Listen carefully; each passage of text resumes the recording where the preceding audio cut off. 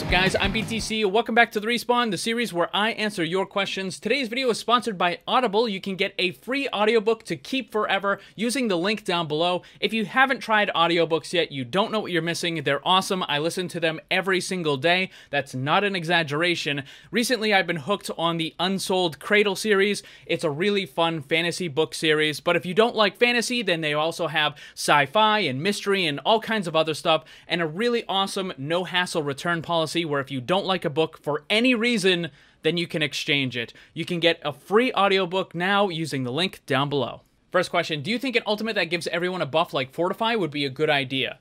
You could have a super powerful version of that goes on a support character, sure, but I think it would be better as just a normal tanking ability. And this is something that I've been considering for some of my hero concepts as well, where, let's say for the sake of argument, that Orisa didn't have the barrier anymore. It was just gone. The only ability she had was the Fortify. You could then change it, so anytime you activate it, let's say Orisa gets 50% damage resist, and everybody that's in the area gets 25 damage resist. Right? Maybe it's not as strong as what she gets. And it would go out, let's say, 5 meters or so, right? So when you activate it, you then provide that damage resistance to all of your teammates in that small area. That would be your primary method of tanking. That would be the way that you protect your teammates. That would work perfectly fine. Obviously, you're going to have to mess around with the balance for the cooldown, the duration, and the total resistance that's given to all of the different players, but it certainly could work, and I don't see why it wouldn't. It doesn't need to be an ultimate, but the thing is, you can't give something like that to Orisa right now because she already has the barrier in addition to it, and having both of those things would be way too strong. But if you were to add a new character to the game that only had that as the tanking function, then yeah, that would work. Will Blizzard ever add skins where you can choose the specific color for it? There is no way that they're going to do this for Overwatch 1. However, I think there's a pretty good chance we could see something like this in Overwatch 2. Also, just in general, I think that Overwatch 2 is going to have a much greater amount of character customization. I don't know exactly what they're planning to do. I'm not sure if they're going to allow you to mix and match different character skins. Maybe just the weapons will be able to move across, like you can pick one from this legendary and an epic from this and that sort of deal, but they're definitely going to be having a lot more character customization in Overwatch 2, and certainly being able to pick different colors for those character skins probably going to be a thing. Would an ability that increases attack speed work in Overwatch? Yes, we already have it. Overload for Torbjorn will increase his attack speed. I've thought about using the attack speed modifier for a bunch of my hero concepts, whether it's a buff or a buff for their teammates, or whether it's a debuff for the enemies. The only issue, though, is with the animation speed. It's not just a question of making it move faster, making it move slower. There might be frames missing and it might look weird, so it might require more effort for the devs to go in and kind of fix some of those animations when they're running at a different speed than what they were originally intended to do. I think it can work, it just might require a little bit extra effort. Alright, I'm going to answer this one because it keeps getting asked every single week. Do you think Mercy should have gotten a lifeguard skin? No. I mean, I don't really have a problem with it, but the thing is, she already has like 10 or 11 legendaries. Mercy has the most in the entire game, so she doesn't really need more at this point, right? Other characters need to get some legendary skins. Do you think Blizzard will learn how to balance properly? Short answer, no. Long answer, no.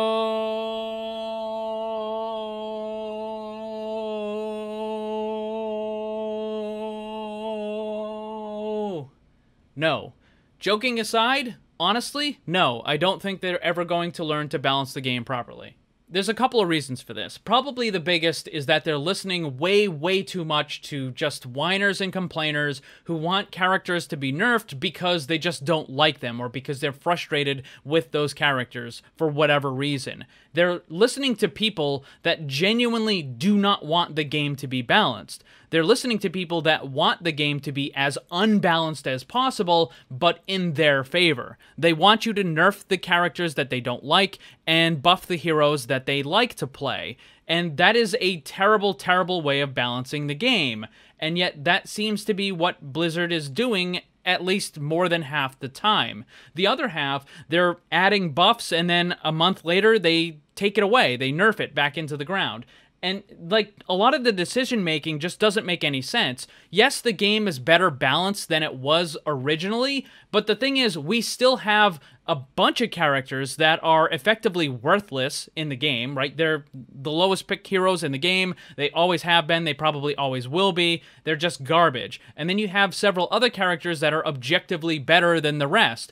And the meta is controlled entirely by what Blizzard is buffing and nerfing. They buffed Roadhog, and suddenly he's meta, he's in the game. But then they nerfed him a bunch of times, and now he's not anymore. And there's no creativity in the game. This goes into the meta stuff as well, but there are some really, really serious problems with how Blizzard is balancing the game. I would love to be able to see what exactly is their thought process going on behind the scenes, because none of it works. And I don't know how they get from A to B to C, and then we get the results that we have in game. So, do I think that they're ever going to fully or properly balance the game? No. Not unless they have a pretty drastic, different change in the way that they're handling it. What do you think about Blizzard being silent on Overwatch 2 for almost a year? I think it's a really bad idea. It's a terrible strategy. Just recently, I made a video kind of making fun of all that. It's a parody of a bunch of the clip videos that Blizzard has been releasing on their main channel. I'll put a link to mine down below if you want to go and check it out. I think it's pretty funny. But anyways, I don't think that them just not saying anything on Overwatch is a good idea, because you have players that are getting frustrated, or they're just getting bored with Overwatch, and they're moving over to other games like Valorant and whatever else, and some of them will come back, but a bunch of them won't. So those are going to be players that you just lose forever because you're not updating them on anything. And the funny thing is that Diablo is actually getting regular updates from the dev team. And this is Diablo 4. They're putting out regular updates on their game. I think it's once every quarter. It's not like a huge amount of stuff, but they're at least giving out some information. But the team for Overwatch is just not giving out anything.